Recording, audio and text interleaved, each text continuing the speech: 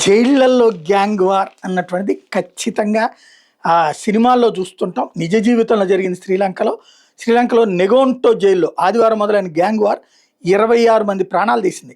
100 మంది గాయపడ్డారు. మృతుల్లో శిక్ష అనుభవిస్తున్న నేరగాళ్లతో పాటు జైలు గార్డులు కూడా ఉన్నట్టు అధికారులు సోమవారం తెలిపారు.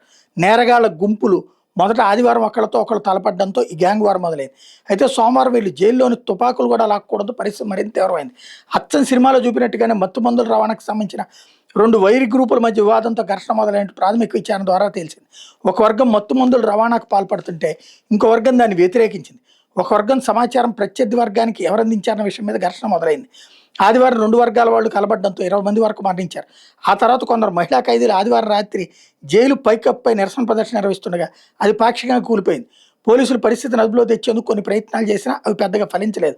ఈ నేపథ్యంలో సోమవారం కూడా జైల్లో ఆందోళనకర పరిస్థితులు కొనసాగినాయి. తొలి రోజు ఘటనలకి వ్యతిరేకంగా నిరసనలకు దిగిన ఖైదీలు జైలు ఆయుధాగారంలోకి చొరబడి తుపాకులు స్వాధీనం చేసుకున్నారు. కాల్పులు జరిపారు. ఫలితంగా 4 గార్డులు ప్రాణాలు కోల్పోయారు. మరో 2 నెగొంబో ఆసుపత్రిలో చికిత్స పొందుతూ మరణించినట్టుగా తెలుస్తోంది. ఘటనలో సుమారు 100 మంది దాకా గాయపడ్డారని అధికారులు తెలిపారు. ఖైదీలతో పాటు గార్డులో చాలా మంది తుపాకీ కాల్పుల కారణంగా గాయపడ్డారని, పలువురు కత్తిఘాటు గాయాలతో ఉన్నారని నెగొంటో ఆసుపత్రి వర్గాలు చెప్తున్నాయి. పరిస్థితి తీవ్రంగా ఉన్న వాళ్ళలో కొందరిని కొలంబో జాతీయ ఆసుపత్రికి తరలించారు.